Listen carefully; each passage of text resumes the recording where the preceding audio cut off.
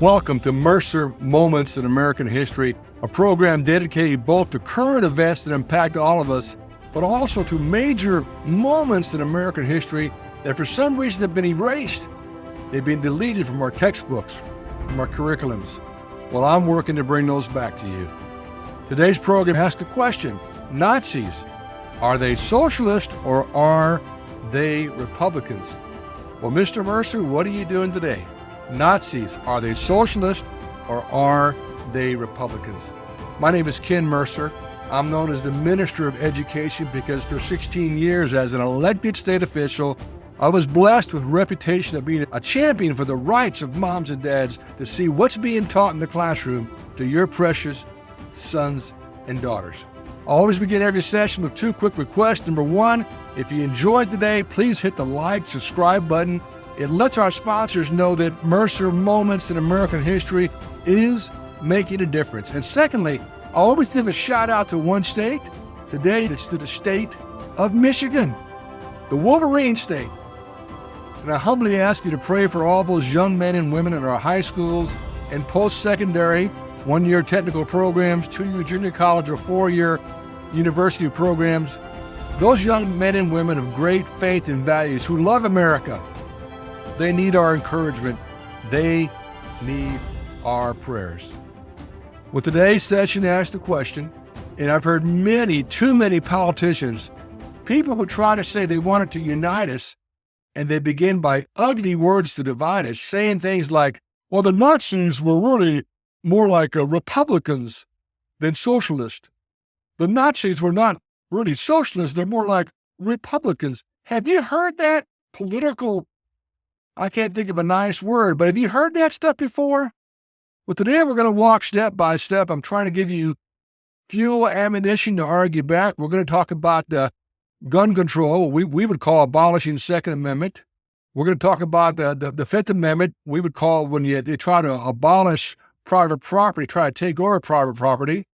The abolishment of freedom of speech, freedom of the press, the abolishment of any right in education, of a one-size-fits-all education, abolishing free enterprise, free market competition, even abolishing religion to create one national religion. And I'm going to go one by one what happened with the Nazi regime, and one by one I'm going to ask you, does that sound more like Republicans or more like socialists? Well, let's begin. The first area is that of gun control. And when the Nazis came in power, the former Weimar Republic in 1933, they had gun control. But when Nazis came in, they kept the gun control for everyone except Nazis.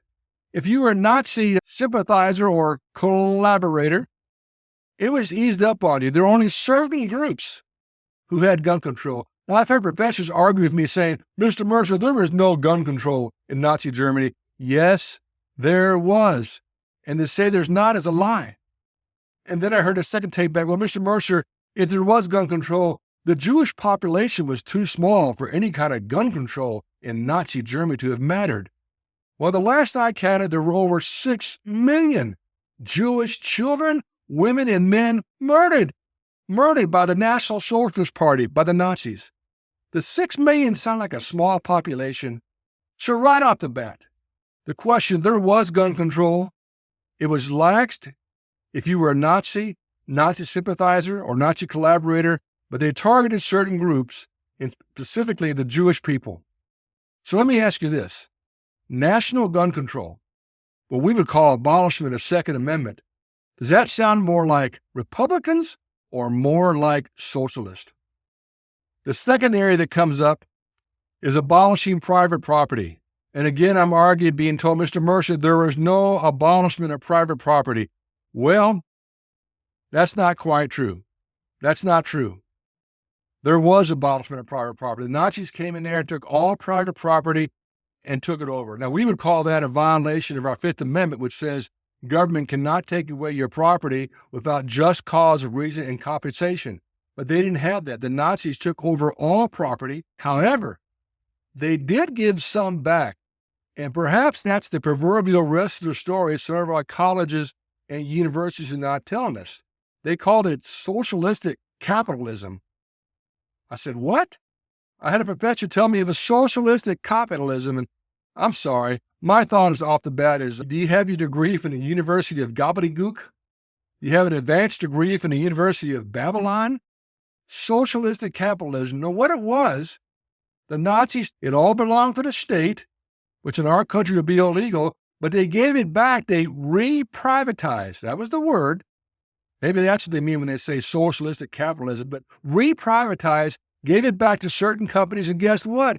If they were Nazi sympathizers or collaborators, if you promised to adhere to the rules of the Nazi Party, if you promised to put so many directors in your company, in your CEO staff to be Nazis, could you imagine today walking to any company, technology, oil and gas, banking, whatever, and you saw the banners of one political party throughout that company and the pictures of all these political officials of one party throughout that company?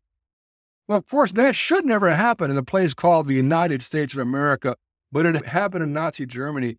And the way that was facilitated, the Nazis, the National Socialists, they were the minority party. But when they became the majority party, all of a sudden, they took over everyone else. Everyone else was outlawed. They were ousted. They became really a one-party state, and that one party being the National Socialists, which is what they called themselves, the National Socialist Party. So let me ask you this. The abolishment of private property, only give it back to you if you promise to follow the guidelines of one political party. Does that sound more like Republicans or more like socialist? Well, it gets worse, my friends. There are more things that happen. The third area was what I would call freedom of speech and freedom of press, which again, when the Nazis came over in 1933, when they became the majority party, all these things happened. And the first is we talked about the abolishment of what we call the Second Amendment, abolishment of private property, and now freedom of speech and freedom of the press. When the Nazis came in power, there were over 4,700 newspapers just in Nazi Germany. Now, back then, the only live communication was radio. They had newspapers, and television had just started in its infancy. But the Nazis came in and basically, in their country alone, in Germany, over 4,700 newspapers of every political persuasion, every kind of thought you can imagine, every expression. They took over all those things, all of them. In fact, when they invaded other countries, when they occupied other countries like Czechoslovakia, Yugoslavia, Denmark, Norway, Greece, France, etc., one by one, they took over all their communications devices, and they only had one type of communication. And when Hitler took over, all opposition was banned. And they created a whole new department. Are you ready for this? The new department was called the Ministry of Nazi Propaganda and Enlightenment. Think about that. A ministry of Nazi propaganda and enlightenment, which meant everybody, every message from radio, newspaper, and this new thing called TV went through the Nazi Ministry of Propaganda and Enlightenment. The message was one. They made sure you only heard one message. The head of that was a guy named Joseph Goebbels, and I'm going to paraphrase, but what he made so famous, he would say, tell a lie, make sure it's a big lie, and then use the Nazi communications to keep repeating that lie over and over through print, through radio, and through television, until one day that lie is perceived by the people as truth. Now think about what I just said. That was their method of operation. Again, the Nazi Ministry of Propaganda and Enlightenment, Joseph Goebbels, tell a lie, but make sure it's a big lie. But then keep repeating that lie over and over through all the media until one day that lie is perceived as truth. So let me ask you, the abolishment of freedom of speech, the abolishment of freedom of the press, does that sound more like Republicans or socialists? The next area was that of nationalizing education. We'll have only one school, one kind of education. Under the Restoration Act of April 1933, again, the Nazis were the minority party. When they became the majority party, they wiped everything else. And they made themselves into a one-party state. Throughout history, if you look, whenever any state is basically one-party ruled, there's been a danger. And Hitler became chancellor, and if you were not a Nazi in education, you had no job. If you're not a Nazi and going through Nazi training and classes and being part of that party, you could not get promoted and you could not get a job. Again, a one-party state. And they created, are you ready for this? A National Socialist Teachers League. That's right, a National Socialist Teachers League, which had been around for a couple of years, but when they saw this and they picked it up and grew it and used that throughout the country and actually throughout the world, nation by nation when they occupied, created this National League of Education Socialists, and they gained power. And again, you had to be a member of the Nazi Party to be considered for any job or promotion. And the only certification or training was through the Nazi Party. As a matter of fact, you had to promise to go to a 1-month, 30-day training in Nazi ideology. You had to be trained 30 days in the National Socialist Party ideology and education and promise to incorporate that, to collaborate that in your math, science, your language, your reading, history, everything. To incorporate Nazi ideology and all those things. And they also banned any attempt of any other type of school choice. No more private schools, homeschoolers, certainly the no charter school back then, but all those were banned. Complete control, one size fits all education. Only one kind of education. And by the way, if you look real quick, the Nazis, the National Socialist Party, did both ends. They took care of communication, the messaging that went out to the adults through radio, TV, and newspaper, and took care of the messaging that went out to the children for future generations through education. So let me ask you this real quick. The abolishment of education choice, a one-size-fits-all education, and you had to be a member of one party to be even considered for promotion or a job.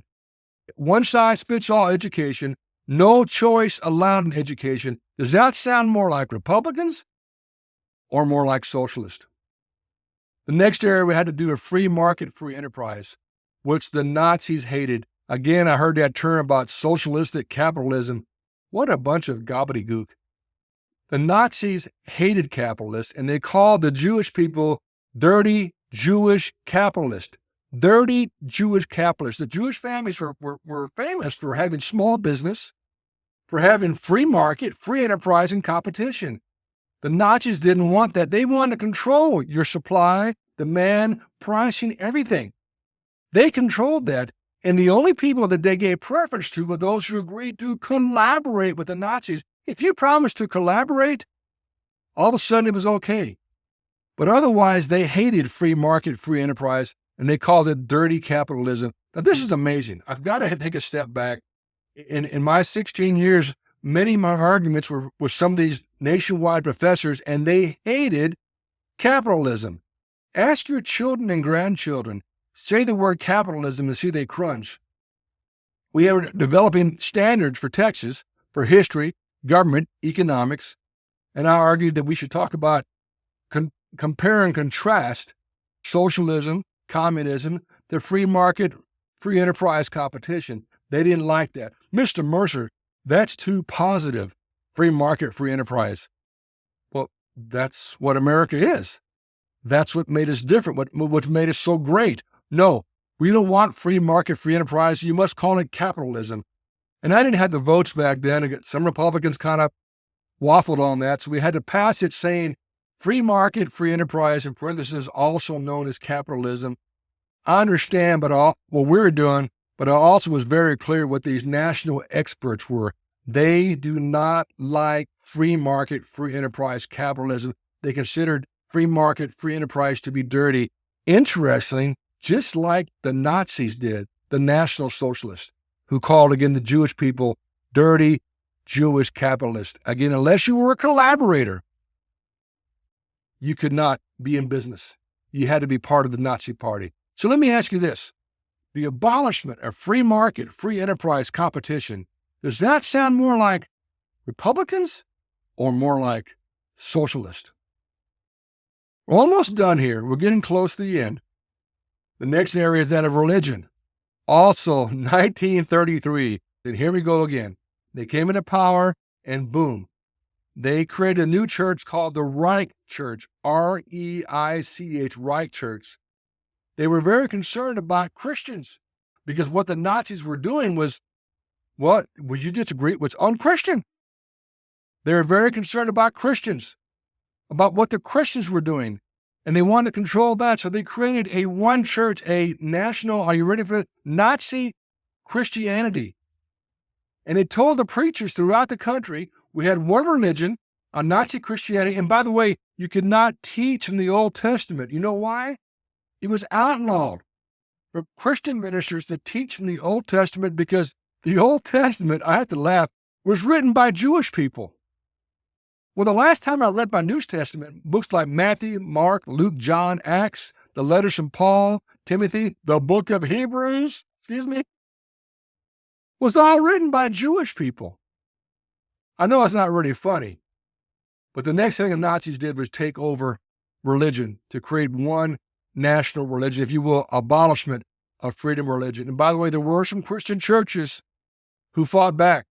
There were some churches that this is wrong. And you walk history, I challenge you, go back and look. What happened to those ministers and those priests? All of a sudden, they disappeared. All of a sudden, they were in camps. All of a sudden, they were killed. Just imagine how dangerous that is for a government, the National Socialist government, to finally decide we're going to take over a religion. We're going to define what is good, what is evil. The government will define what is right, what is wrong. Complete abolishment of freedom of religion. So let me ask you this. The abolishment of freedom of religion, does that sound more like Republicans or like socialists? Of course, you got to ask, with all those things, how did the Nazis keep all this together? How did they do all these things? The method was called originally the Brown Church of Hitler. The Brown Church evolved into the Gestapo and later taken over by the SS, but the Brown Church were a bunch of thugs, legalized thugs, a paramilitary group who was given carte blanche throughout the community. They would show up at any rally, any speaker speaking, any other who had a question, another concern, another opinion, was literally rocked, bottles thrown at, was literally physically and sexually assaulted you and your family. And there was no condemnation, no arrest. Go town by town and deface monuments. Burn down your church, your synagogue, burn down your business, your printing press, your radio station. And they didn't have to worry about being prosecuted, being arrested. These are the brown shirts. And that's how all of this happened, this evil times of terror throughout Germany. And one by one, as Germany took over and occupied countries in Europe, one by one, they kept these brown shirts going. And that was the paramilitary arm that kept all this happening. So let's stop there. I've given you a lot, but I'm trying to give you ammunition for debate and for thought too, because I want to hear both sides. And right now, for some reason, our college and universities, you're not allowed to hear both sides. You're not allowed to ask questions. But I've asked you very clearly, and talk about our Bill of Rights, would abolishment of the right to bear arms to protect your family, is that Republican or socialist? Abolishment of private property, it had to be owned by the state. Is that Republican or socialist? Abolishment of freedom of speech, freedom of the press. Does that sound like Republican or socialist? Abolishment of any choice in education, one national education group. Is that Republican or socialist? Abolishment of free enterprise, free competition. Does that sound like Republican or like socialist? And finally, abolishment of your freedom of religion, the right to worship as you choose. Does that sound more like Republican or more like socialist? This is Ken Mercer of Mercer Moments in American History. As always, if you enjoyed today's program, please share it with your friends and family. Hit like or subscribe button to let our sponsors know we're making a difference. And today I shout out to one state, it was the state of Michigan. I ask you to pray for those students in high school and post-secondary, the people who love America, who want to stand for America. Those young people, they need our encouragement. They need our prayers. And finally, I always end by saying that I've always believed the strength of America, it's our faith and our values coupled, tied with our worship. Man, when we worship, we're pretty powerful. And throughout history, including World War II, I believe what saved us was our faith and values and our worship made us so strong, invincible, unconquerable. So proud of America. And I ask you to please never, never forget, in a place called the United States of America, in God we still trust. Right here in America, in God, we still trust. Thank you and blessings.